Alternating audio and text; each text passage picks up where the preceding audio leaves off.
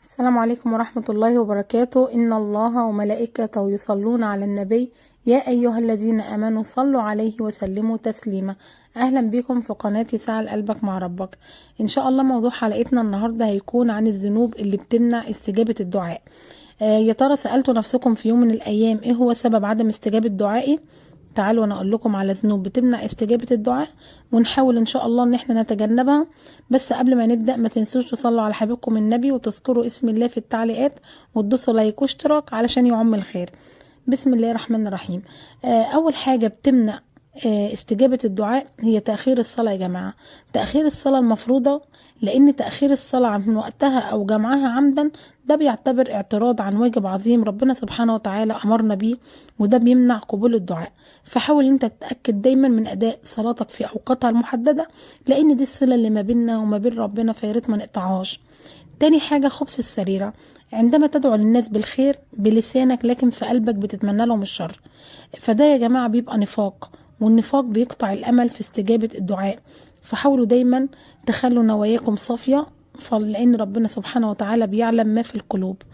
تالت حاجة سوء النية، لو من الناس اللي بتحمل في قلبها نوايا سيئة اتجاه الآخرين وبترغبوا في إيذائهم بأي شكل من الأشكال، فده بيحجب الدعاء.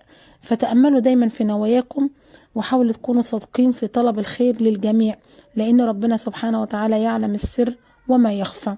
رابع حاجة ترك التقرب إلى الله والابتعاد عن العبادات وعدم التفرغ لله بأداء الطاعات، ده بيضعف صلتنا بالله سبحانه وتعالى وبيمنع استجابة دعائنا. فحاولوا ان انتوا تحرصوا دايما على أداء وفعل الأعمال الصالحة، لأن كل عبادة بتقربنا من ربنا وبتزيد من فرص قبول الدعاء. خامس حاجة هو عدم قول الألفاظ البذيئة أو الفحش في القول، لأن الكلمات السيئة والشتائم دي بتغضب ربنا وبتبعدك دايما عن رحمته، وده بيحجب الدعاء. فاختار دايما كلماتك بعناية، لأن الكلام الطيب بيعبر عن صفاء القلوب. سادس حاجة هي والعياذ بالله أكل الحرام، فترى الرجل أكله حرام ومشربه حرام وغذي من حرام ويقول يا رب يا رب، فأنا يستجاب له؟ حبيبك النبي بيقول صلوا عليه أطب مطعمك تكن مستجاب الدعوة. حاولوا تتجنبوا هذه الذنوب وتكونوا قريبين من ربنا سبحانه وتعالى، سوف يفتح لكم كل أبواب الاستجابة بإذن الله.